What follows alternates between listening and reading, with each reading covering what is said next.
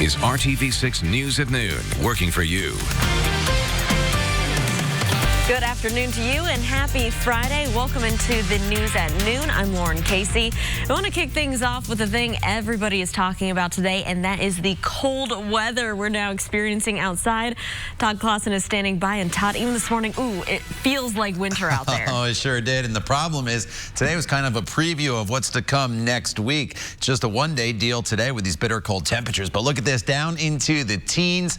It is the coldest we have been since the beginning of March here in central Indiana. 18 in Indianapolis, got down to 14 in Peru. We had wind chill values this morning that were down into the single digits. Those have come up now, as has the temperature, due to quite a bit of sunshine out there. And we'll continue to see just some high thin clouds here throughout the afternoon hours, and temperatures are at the freezing mark in Indianapolis. So that was a pretty big jump from where we were earlier this morning. 31 in Bloomington, 31 in Lafayette, still some 20s out there to the east in Richmond, and also in the Crawfordsville area. So there's just some high thin clouds coming in. You will not see any precipitation throughout the afternoon hours, but with the clouds coming in and this air mass that's in place, temperatures won't really move much more in an upward direction. About 35, 36 is all we do. Then this evening, we cool off into the 20s very quickly once the sun sets. We'll talk more about your weekend forecast and that Arctic blast for next week coming up in Maine Weather in just a few minutes. All right, Todd, thanks so much. And if you're heading out on the roads this weekend all across central Indiana, we do want to alert you to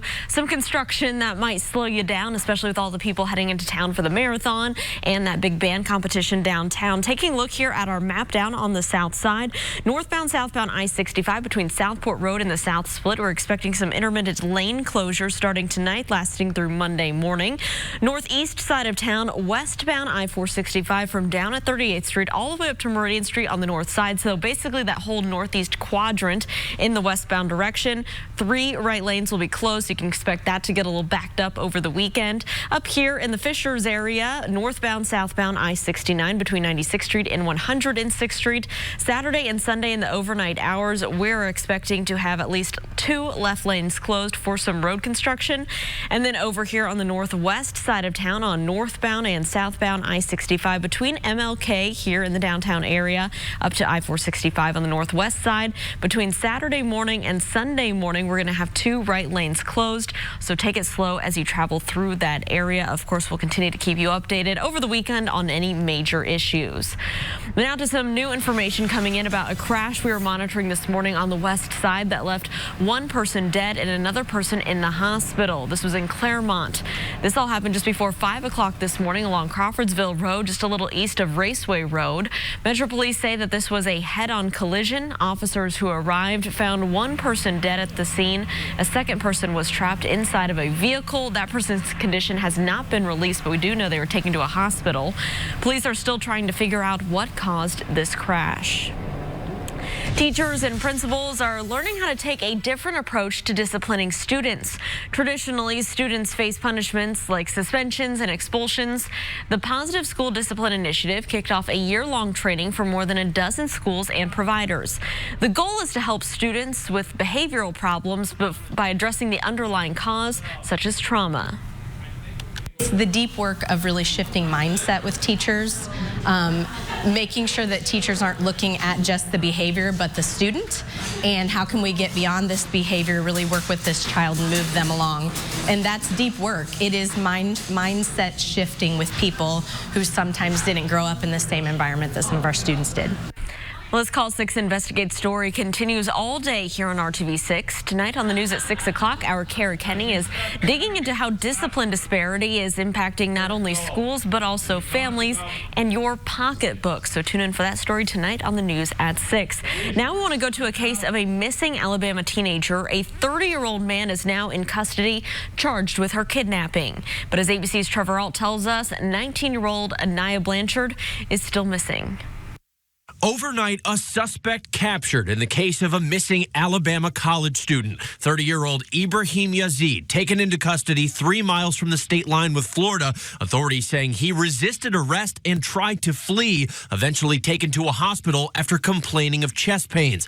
Yazid is charged with the first-degree kidnapping of 19-year-old Anaya Blanchard, who's been missing for several weeks. She was last seen in surveillance video from a convenience store, and Yazid was captured by the camera that same same night. While Blanchard is still missing, her SUV was later found with visible damage 50 miles from her home, and police say in it they found evidence of an attack. What they're telling us is that they know that she was harmed in the car. The 19-year-old is the stepdaughter of UFC heavyweight Walt Harris. He and the family have been pleading for her safe return since her disappearance. That's my baby girl, so I'm a fighter by nature. It's not just my profession. I've been battling all my life, and I'm not going to stop battling for her right now. Before he was captured, Ibrahim Yazid was out on bond from separate charges. He's already accused of attempted murder, kidnapping, and robbery from a separate incident back in February. Trevor Ault, ABC News, New York. Now to other news. This event is 12 years old now, and for the first time ever, all of the Monumental Marathon's races are sold out. Today, runners are picking up their packets for tomorrow's race. They're going to be braving some cold temperatures out there when the starting gun fires. You'll also need to bundle up if you want to come out downtown and cheer on the runners, and you'll also need to come downtown bright and early. You're going to want to get down here probably by 7 to beat all the road closures. But if you're a spectator, you don't even have to come downtown. There are 26 miles of places to cheer. So you can be downtown, you can be in Meridian Kessler, you can be in Broad Ripple. Check out the course map and pick a spot to cheer. For more information on the race, if you're trying to avoid this race altogether and those road closures, you'll want to head over right now to the IndyChannel.com for a full list of road closures and much more about the marathon. And a heads up, if you do ride the Red Line, the Monumental Marathon coming on Saturday will impact service. Indigo will operate a modified Red Line route during the race. It will operate in two segments, one north of 38th Street, one south of 38th Street. There's more information on how this will work right now at the IndyChannel.com. So which school program is the best for your child? Next on the news at noon, a big event happening this weekend where you can find out about everything that's happening in one school district and find the right fit for your family. And the biggest band competition in the state happens all day tomorrow right here at Lucas Oil Stadium. We'll meet some of the members of one of those bands, and they'll have some lunchtime music for us as well. Hey, Todd.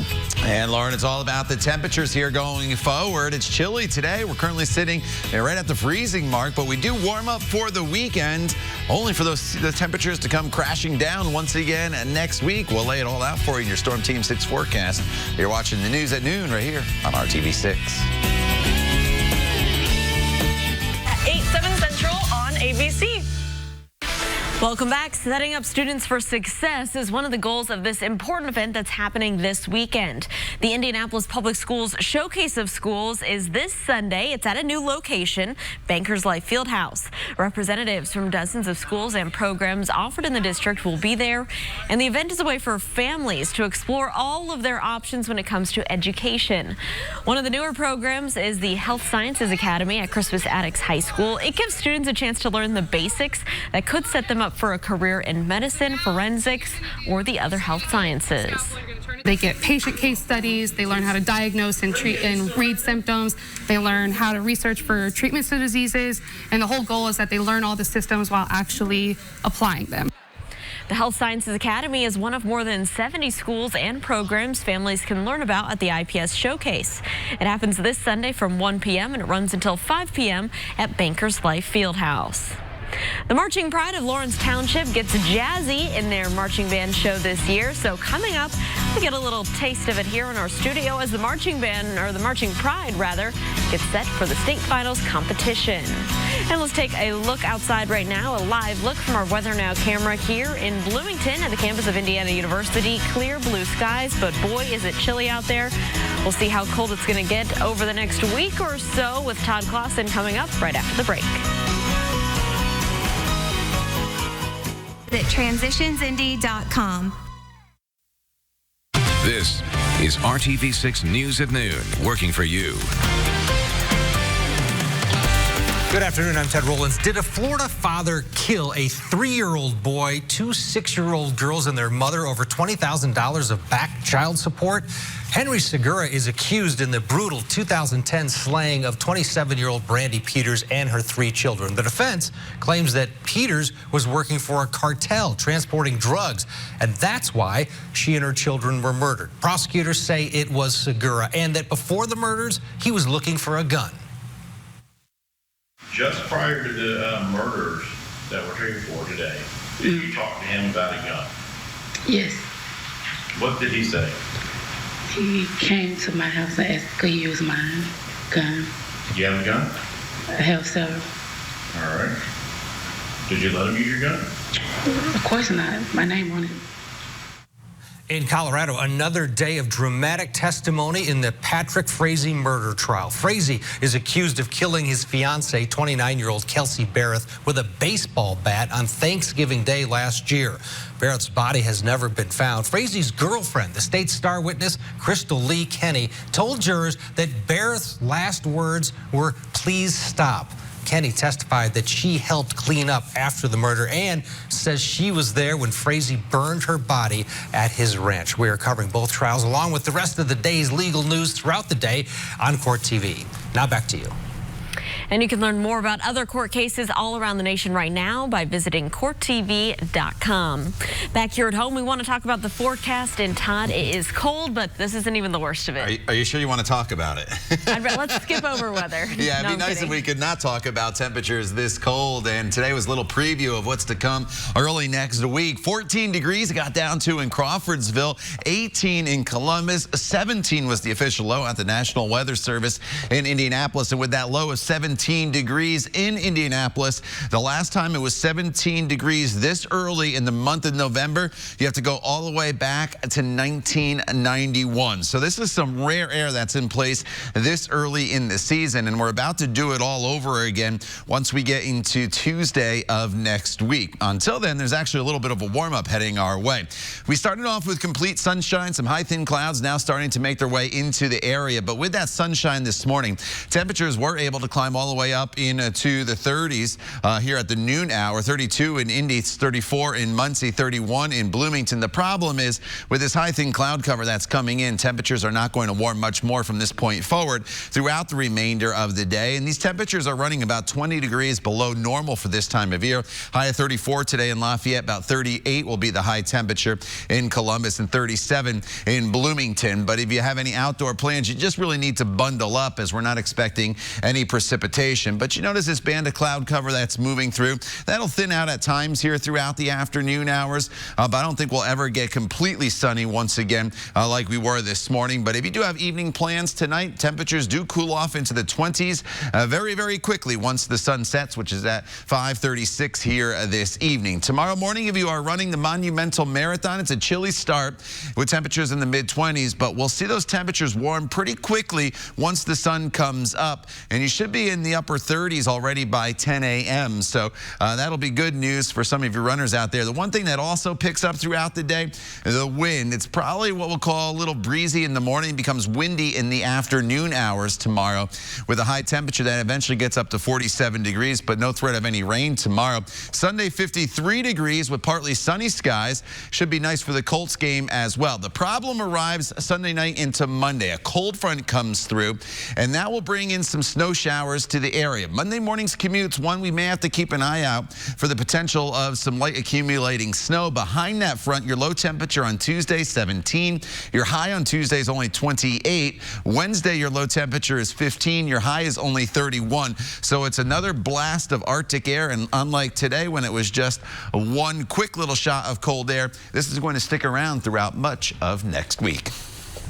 As you can see, we have a full house here in our studio today. These young people are members of the Marching Pride of Lawrence Township. They will be just one of the bands you'll be able to see all day tomorrow at Lucas Oil Stadium as they will be trying to win a state marching band title. Joining me today are some of the members. Unfortunately, we couldn't fit the entire band here in the studio with us. So let's talk a little bit about what it has taken for you guys to prepare to get to the state finals tomorrow. Well, we rehearse quite often, you might say. We rehearse like every day of the week except for Sundays. So we take a lot of our time and effort and we put it into this activity, and it takes a lot of dedication, and not only that, but a lot of like physical health and stamina to get through a show even. So you just have to put in the hours and like the man power to get it done. Absolutely, absolutely. Now, is this a year-round effort that you guys are practicing? Well, it starts in the summer. We do like a band camp in the summer, and it goes until BOA, which is in 2 weeks. So it ends in November sometime. So it's kind of like a semester, but it's still a long time. Like, it feels really long. And I understand this is a combination of different musicians. What's that like, working with so many people with so many different talents? You get a lot of exposure to different things, which I think is a good thing. Whereas, like, I can sing and dance, Eli plays the trombone, he can teach me some trombone maybe, I don't know. But in terms of like me dancing, I get to help a lot with like choreo in the show, and we help like with dance inside of the show, so that like ties it all together a little bit. Wonderful. And finally, how is tomorrow going to be different than your average football game or recital maybe? Well, for me, it's really just the performance necessarily, because it's not just like you're performing in front of your high school friends. You get to perform in front of a lot more people and a lot of different bands, and you get to see a lot of different bands perform too. So it's just a different experience, and it's a lot more fun to perform. Very cool, very cool. Well, if you at home are interested in checking out the Marching Pride of Lawrence Township or any other Central Indiana bands, we have the information at the bottom of your screen, but we want to give you a little bit of a preview of what your talents are. So I'm going to let you guys take it away and take us to commercial break. Thank you and good luck. Thank you.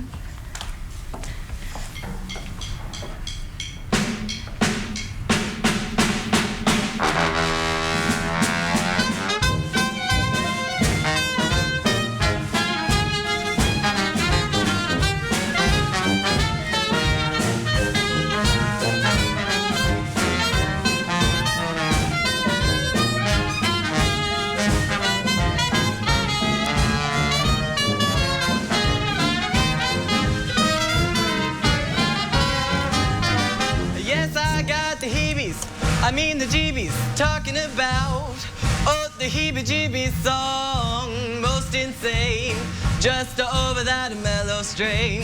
If you don't know it, you ought to learn it, don't be blue. Someone will teach you, come on down, let's do that dance. It's called the heebie-jeebies dance, yes ma'am, the jeebies dance. Oh, skeep, scap, scoop, doop, a doop, doop, yeah. Oh, but yeah, that skeep, scap, scoops a days. A beebity babba dooba doop, oh yeah.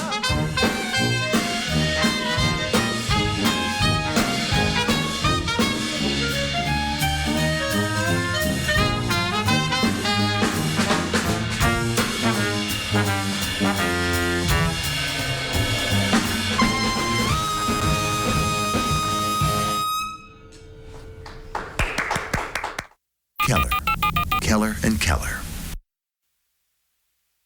With a combined age of 211 years old, one couple in Austin, Texas has been named the oldest living couple in the world. That's according to Guinness World Records. John Henderson is 106 and his wife Charlotte is 105. The Hendersons have a love story that quite literally stood the test of time, that is. On December 15th, they will celebrate 80 years of marriage.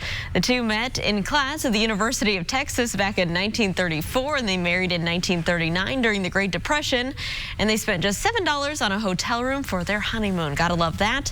In fact, John is also the oldest living former Texas Longhorns football player. Both are still healthy. John exercises every day, if you can believe that. So what's the secret to a long and happy marriage and a long life? Well, they say live life in moderation, and he says be cordial to your spouse. Keep that in mind, Todd. That's good advice for all the fellas out there. Good advice for everybody, right? Congratulations to them. That is awesome. So all right. Mostly sunny skies here this afternoon with some high thin clouds. Chilly 36. A little warmer over the weekend. Sunday 53. And then another blast of Arctic air arrives. Next week, Tuesday, we will not even get above freezing. Whew. All right, Todd, thank you so much, and thank you for joining us and making RTV6 your choice for news. Join us back here for the news at 5 o'clock. We hope you have a great weekend and a great afternoon.